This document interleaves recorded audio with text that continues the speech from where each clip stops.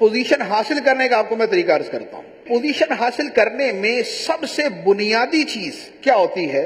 دہرائی، تکرار۔ تکرار سے مراد دوسرے کے ساتھ نہیں، اپنا تکرار۔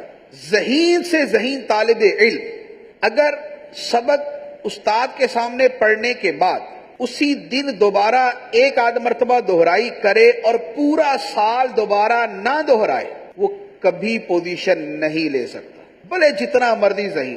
وجہ یہ ہے کہ ہمارے حافظے اچھے ہوں گے لیکن اتنے اچھے نہیں۔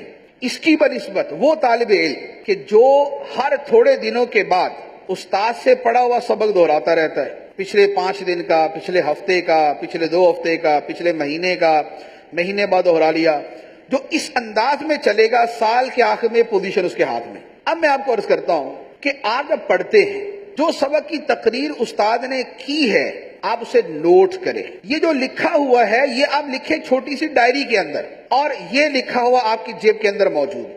آپ کو جہاں 5 منٹ، 6 منٹ، 10 منٹ ملیں اسے نکالیں اور پڑھنا شروع کر دیں۔ جو پڑھنے کا، یاد کرنے کا رول ہے، میں آپ کو عرض کروں، جب ہم پہلی مرتبہ پڑھتے ہیں تو شے ہمیں 20% یاد ہوتی ہے، جب دوسری مرتبہ پڑھتے ہیں تو 60% یاد ہو جاتی، جب تیسری مرتبہ پڑھتے ہیں تو 80% یاد ہو جاتی، اور جب بار بار پڑھتے ہیں تو 100% یاد ہو جاتی۔ ہم اپنے پہلی مرتبہ پڑھنے کو تو اہمیت دیتے ہیں لیکن بار بار پڑھنے کو بھول جاتے ہیں، اور یہ بار بار پڑھنا وہ فرق ہے کہ جہاں سے پوزیشن کا اور عدم پوزیشن کا فرق آتا ہے۔